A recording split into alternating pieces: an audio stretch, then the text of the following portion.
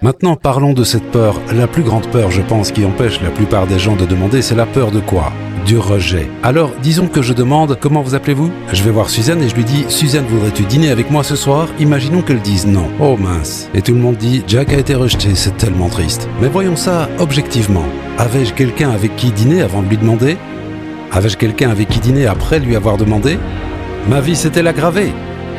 Elle est restée pareille. Voyons maintenant comment surmonter n'importe quelle peur. Il y a plusieurs techniques, mais examinons ce qui est probablement l'une des plus puissantes. Je vais faire une petite démonstration pour vous montrer comment ça fonctionne. Je vais prendre cette chaise ici et faire comme si c'était un plongeoir. Je vais me tenir au bout du plongeoir. Combien d'entre vous osent sauter d'un plongeoir? Vous vous souvenez la première fois que vous avez fait ça? Vous êtes debout sur le plongeoir, donc m'y voici, et mon père est dans l'eau en bas. Il dit « Allez, saute !» Et moi « Papa !» Il dit « Ce n'est qu'à 1 mètre de l'eau. »« Oui, mais il y a encore 2 mètres jusqu'au fond. » Et ça en fait 4 du fond de la piscine jusqu'à ma tête, c'est pas rien. Il dit « Allez, saute !» Mais j'ai peur. Est-ce que ça vous parle? Combien d'entre vous, à ce moment-là, diraient « Tu sais, papa, je pense que je vais descendre du plongeoir, parler à un psychologue, travailler sur ma peur de sauter depuis un plongeoir, et quand j'aurai réglé ça, je reviendrai sauter. » C'est ce que vous avez fait? Non, qu'avez-vous fait? Vous avez ressenti la peur et vous avez sauté quand même.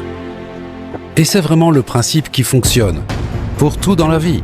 Vous allez ressentir de la peur, ça arrivera, et alors la plupart des gens laissent la peur les arrêter et disent « Évidemment, je ne devrais pas faire ça ». Voilà quoi faire, ressentez la peur et faites comme si vous étiez un enfant de 2 ans. Prenez l'enfant par la main. Par exemple, il avait peur de son premier jour d'école, et alors, emmenez-le. C'est vous l'adulte. Traitez votre peur comme un enfant, ne la laissez pas vous contrôler, vous êtes plus grand que ça.